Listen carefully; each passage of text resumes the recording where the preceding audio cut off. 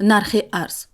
бонки миллии тоҷикистон арзиши сомониро нисбат ба асъори хориҷӣ барои имрӯз 18 июл эълон кард. тибқи нишондоди бонки миллии тоҷикистон дар бозори арзи кишвар 100 рубли русӣ 17 сомониву 15 дирам арзиш дорад. арзиши евро бошад дар бозори арзи кишвар ҳоло 100 евро баробари 1048 сомониву 7 дирам қимат дорад. арзиши доллари амрикоӣ дар бозори арзи кишвар 100 доллар баробари 1040 сомониву 68 дирам мебошад. қурби расмии доллари амрикоӣ дар нимсолаи аввали соли ҷорӣ дар баробари пули миллӣ қариб 6.6% поин рафт. дар ин бора имрӯз дар нишасти матбуотӣ муовини раиси бонки миллии тоҷикистон Фирдавс Толибзода хабар дод. ба гуфтаи вай қурби доллар аз 1130 то 1055 сомонӣ барои 100 доллар поин рафт. ёдовар мешавем ки дар нимсолаи аввали соли ҷорӣ дар бозори арзи кишвар вазъи ноустувор ба қайд гирифта шуд. тағйироти шадид дар бозор дар моҳаи аввали соли ҷорӣ пас аз муноқишаи Русия бо Украин ба мушоҳида расид. ба иттилои бонки миллии тоҷикистон дар моҳи март қурби сомонӣ поин рафт. сипас барои ба эътидол овардани бозори асъори кишвар ва қонеъ кардани ниёзҳои ташкилотҳои қарзӣ ба маблағи 64 миллион доллар интервенсия анҷом шуд.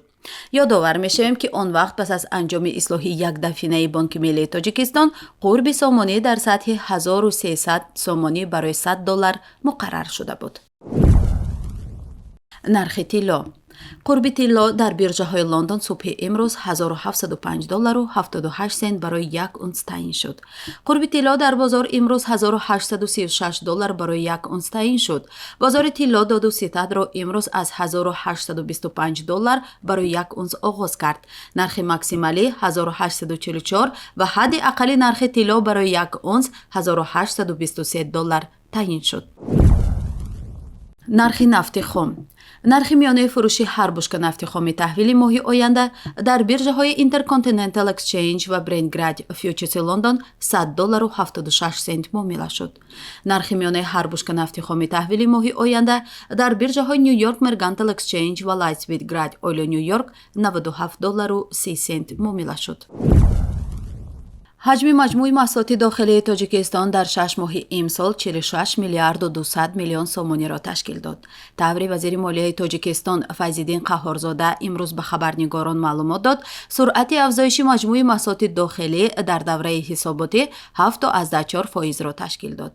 ҳаҷми умумии даромад ба буҷети давлатӣ бо назардошти маблағҳои барои татбиқи лоиҳаҳои давлатии сармоягузорӣ ҷалб шуда ва маблағҳои махсуси ташкилоту муассисаҳои буҷетӣ дар сатҳи 102% таъмин гардида 15 миллиарду 100 миллион сомониро ташкил дод.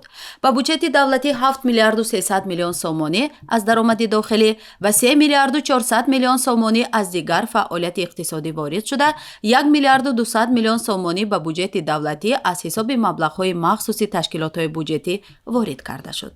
моддаи даромади буҷети ҷумҳурӣ 104.2% ва плани даромад ба буҷети маҳаллӣ 104% иҷро гардид, ки мутаносибан 6 миллиарду 300 миллион ва 3 миллиарду 800 миллион сомониро ташкил медиҳад. ба ҳолати 1 июли соли 2022 дар ҷумҳурӣ татбиқи 74 лоиҳаи давлатии сармоягузорӣ ба маблағи умумии 3 миллиарду 700 миллион доллари амрикоӣ идома дошта, тадбирҳои иловагии ҷиҳати ҷалб ва дарёфти захираҳои иловагии молиявӣ дар ҳамкорӣ бо шарикони рушд ва дигар созмонҳои байналмилалии молиявӣ амалӣ гардида истодааст. ин нуқтаро Файзиддин Қаҳҳорзода вазири молияи ҷумҳурии тоҷикистон зимни нишасти матбуотӣ иброз намуд. ном бурда афзуд, ки дар нимсолаи 1 соли ҷорӣ дар доираи татбиқи лоиҳаҳои давлатии сармоягузорӣ 2 миллиарду 800 миллион сомонӣ аз худ карда шуда, маблағҳои мазкур барои рушди соҳаҳои иқтисоди миллӣ равона гардидааст. ба гуфтаи Қаҳҳорзода, бо мақсади ҷалби маблағҳои иловагӣ ба соҳаи иқтисоди миллӣ ва татбиқи лоиҳаҳои афзалиятдошта дар нимсолаи 1 соли 2022 маҷмуан 8 созишномаи нави қарзию грантӣ ба маблағи умумии 243 миллиону 900 ҳазор доллари амрикоӣ ба имзо расонида шуд, ки аз он 217 миллиону 900 ҳазор доллари амрикоӣ маблағҳои грантӣ, 19 миллион доллари амрикоӣ маблағҳои қарзӣ ва 7 миллион доллари амрикоӣ саҳми ҳукумати ҷумҳурии тоҷикистон мебошад. ин буд хабарҳои иқтисодӣ ки то ин дам ба мо муяссар шуд бароятон ироа кунем. Бо шумо будам Оишаи Муҳаммадӣ дар барномаи Асъор ва иқтисод. баракати хонадонатон афзун бод.